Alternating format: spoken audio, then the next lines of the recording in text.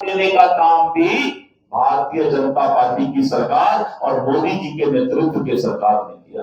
OBC commission को पहले इन कांग्रेसियों ने कोई मान्यता उसको संवैधानिक नहीं दिया था।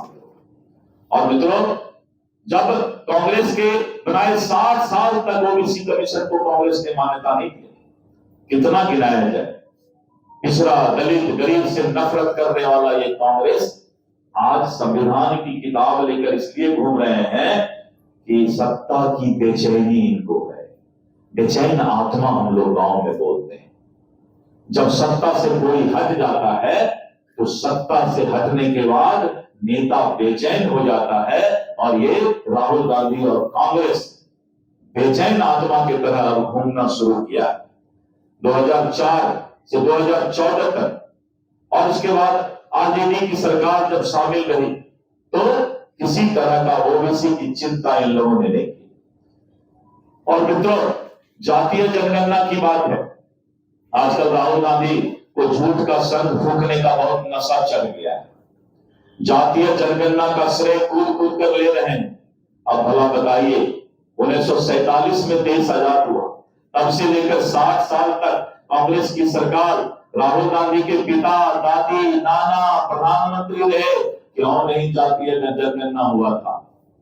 इन्हीं के परिवार थे। और पिछली जनगणना तो 2011 में हुई, राहुल गांधी संसद में थे, आरजेडी कांग्रेस का समर्थन कर रही थी, जातीय जनगणना की मांग भी उठी थी, लेकिन उन लोगों ने इसे दबाने का काम किया।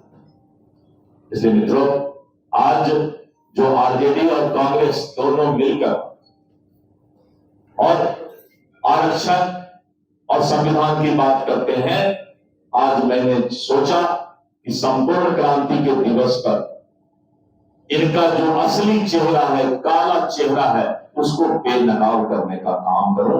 मुझे आज इतना ही कहना था। बहुत बहुत धन्यवाद।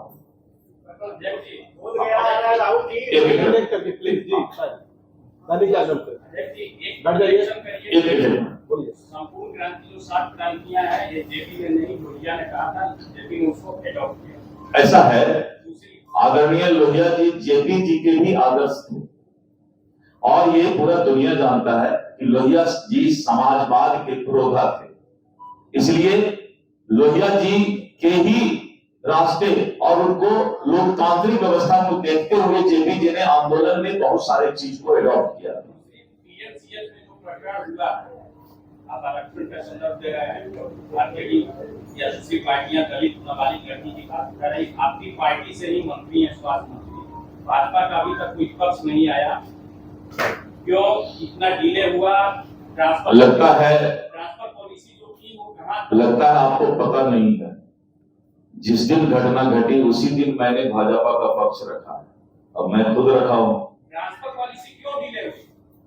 अब ट्रांसफर पॉलिसी जो है ये प्रशासनिक व्यवस्था है, आपकी तो सरकार, और प्रशासनिक व्यवस्था में आप जब तक प्राथमिक जांच नहीं कर लेते हैं, चाहे वो 24 घंटा लगे, लेकिन 48 घंटा लगे, जब तक प्राथमिक जांच नहीं होता है तब तक प्रशासनिक कार्रवाई नहीं होती। और जैसे ही प्राथमिक जांच पूरा हुआ तुरंत कार्रवाई हुई। सरकार ने कार्रवाई में देर नहीं किया, और उस कार्रवाई के बारे में हमारे उप मुख्यमंत्री महोदय ने प्रेस को भी सूचना दिया। और आज हमारे उप मुख्यमंत्री श्री विजय सिन्हा जी भी गए हुए हैं, लेकिन तेजस्वी जी, बलात्कार में जाति नहीं होता है। आप एक जाति के यहां जाते हैं और एक जाति के यहां नहीं जाते हैं, इसका भी तो जवाब देना चाहिए। इंसानियत और मानवता जाति से ऊपर होता है, और 2 घटना वहीं पर घटा, आप एक घर में जाते हैं और एक घर में नहीं जाते। सर, निलंबन को कार्रवाई मान रहे हैं, तो डॉक्टर अभिजीत हटाए गए, निलंबित किए गए थे, फिर डॉक्टर अभिजीत उसी पोस्ट पे आ गए। ऐसा है, कार्रवाई कैसे? प्रशासनिक और न्यायिक व्यवस्था जांच के रिपोर्ट के आधार पर चलता है, आपके भावना के आधार पर नहीं चलेगा। किसी का भी गला काटने का हक किसी को भी भावना में आकर नहीं। जांच में जो भी दोषी पाया जाएगा उसे सख्त से सख्त सजा दिया जाएगा। राहुल गांधी आ रहे हैं सर, महिलाओं से संवाद करेंगे। राहुल गांधी को पूरा देश पप्पू मानता है। पप्पू जी आएंगे और बिहार में कांग्रेस को डुबाएंगे। राहुल गांधी जहां जहां जाते हैं कांग्रेस को डुबा देते हैं। इनका इतिहास रहा है। राजस्थान गए, हरियाणा गए, यहां तक कि अच्छा खासा भूपेश बघेल का सरकार चल रहा था छत्तीसगढ़ में। अच्छा खासा को भी गलती से चले जाते हैं। कितना अच्छा एयर कंडीशन में रहते हैं। पूरा देश चाहता है कि राहुल गांधी एयर कंडीशन के अंदर बंद रहे, क्योंकि गर्मी में काहे निकलेंगे। और जब कांग्रेस का बड़ा बड़ा नेता भी राहुल गांधी से मिलने जाता है, मुझे 2-3 बड़े बड़े कांग्रेस नेता से सुनने का मौका लगा। जब हम लोग मिलने जाते हैं तो जैसे चपरासी से बात किया जाता है, कांग्रेस के नेता से भी राहुल गांधी लोग राजा आदमी। और आज के लोकतांत्रिक व्यवस्था में जो राहुल गांधी का स्टाइल है राजनीति का, उसको इस देश की 140 करोड़ जनता पसंद नहीं कर रही है। इसीलिए कांग्रेस का पतन हो रहा है। इसलिए राहुल गांधी जब आए तो आप लोग से अनुरोध है कि उनको बोलिए कि दलित की बात करने वाले, पिछड़े की बात करने वाले एयर कंडीशन से निकलो। ये नहीं कि बस यात्रा करना है तो निकल गए, अब बाद में फिर बिल में घुस गए। बिल से निकल कर रहो, क्योंकि मोदी जी प्रधानमंत्री रहते हुए भी 11 वर्ष में बिहार में 51 बार आ गए। 51 टाइम्स एक ऐसा प्रधानमंत्री जो दुनिया का सर्वाधिक लोकप्रिय नेता है और जो पूरा दुनिया की डिप्लोमेसी को नए भारत में बदलकर दिखा दिया है। 51 बार आए। और राहुल गांधी कब निकलते हैं? बिल से निकलते। जब इलेक्शन आएगा तो संविधान किताब लेकर घूमेंगे। उनको खाली सुझाव दीजिए आप लोग कि 5 साल निकलिए। 5 साल निकलिएगा तो हम लोग भी चाहते हैं विपक्ष थोड़ा मजबूत रहे, ताकि विपक्ष अगर कमजोर हो जाएगा तो फिर जो है लोकतांत्रिक व्यवस्था भी कमजोर हो जाएगी। अब सोचिए, इससे ज्यादा अच्छा सुझाव बीजेपी का अध्यक्ष क्या दे सकता है कि कांग्रेस के मजबूती के लिए भी राहुल गांधी को थोड़ा सा सीख दीजिए। अब बीच बीच में विदेश भाग जाते हैं।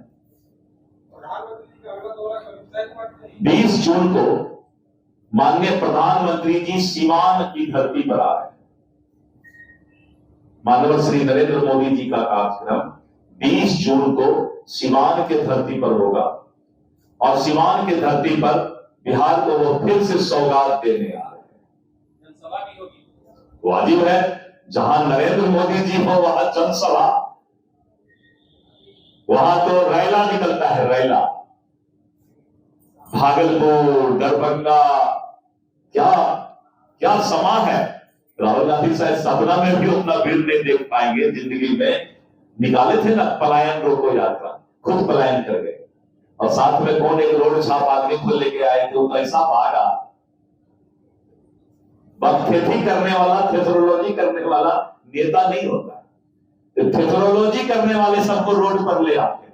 अरे गाली बकना, उल्टा सीधा बोलना, हमको बोलिए ना 50 गाली राहुल गांधी को करते थे। हमारे गांव में तो और खतरनाक गाली सब लोग बोलता है। मास्टर को भी बोलते थे, पढ़ाने के वक्त तो बोलते थे मत तो मास्टर ना पढ़ रही है। तो कौन गाली? ये राहुल गांधी को पता नहीं है कि गाली की संस्कृति राजनीति नहीं है। नरेंद्र मोदी जी उनके पिता के समान है और अपने पिता के समान को तुम ताम करना ये भारत का संस्कार नहीं है। राहुल गांधी के समाप्त होने का यही पाप का घड़ा कलयुग में भर रहा है। जो थोड़ा बहुत बचा है 2-4 बूंद, वो राहुल गांधी भरने आ रहे हैं। कांग्रेस का पाप का घड़ा भर रहा है। जिस दिन उसने देश के सर्वाधिक और दुनिया के सर्वाधिक लोकप्रिय नेता को, जो उनके पिता के उम्र है, उनको तुम ताम कर दिया। सोच सकते हैं, ये खिसियाई बिल्ली खंभा नोचे। जब आदमी बेचैन हो जाता है तो मां बाप को भी गाली बकने लगता है। तो राहुल गांधी का अंतिम समय वहीं पर आ गया जिस दिन उन्होंने अपने मां बाप के उम्र के लोगों को तुम ताम कर दिया। ए राहुल, तुम्हारी इतनी हिम्मत है तो दिलीप जायसवाल का गाली का पूरा एक डिक्शनरी है। आप शायद सुने भी नहीं होंगे, ऐसा ऐसा गाली मैं जानता हूं। लेकिन मेरा संस्कार है इसलिए कि मैं भारतीय जनता पार्टी का प्रदेश अध्यक्ष हूं। और राहुल इसलिए बोल रहा हूं कि हमसे छोटा है, बच्चा है। तो बच्चा को तो तुम हम बोल सकते हैं, उम्र में भी छोटा है, हालांकि बचपन से 55 तक युवा ही रह गया वो बेचारा। ऐसा कहीं होता है कि 55 वर्ष का युवा? तो छोड़िए, मैं सबका सम्मान करता हूं और भगवान से प्रार्थना करता हूं कि सब लोग खुश रहे, दुनिया अच्छा रहे। बहुत बहुत धन्यवाद, आप लोग आए, इसके लिए मैं हृदय से आप लोगों को धन्यवाद देता हूं। और आप लोग चौथा स्तंभ है लोकतंत्र के। आपका जो भी सवाल होता है, मुझे बहुत खुशी होती है कि कम से कम कोई सवाल तो आता है। सवाल होना ही पत्रकारिता का जीवंत होने का परिचय है। इसलिए मैं हृदय से पुनः आपको बधाई देता हूं।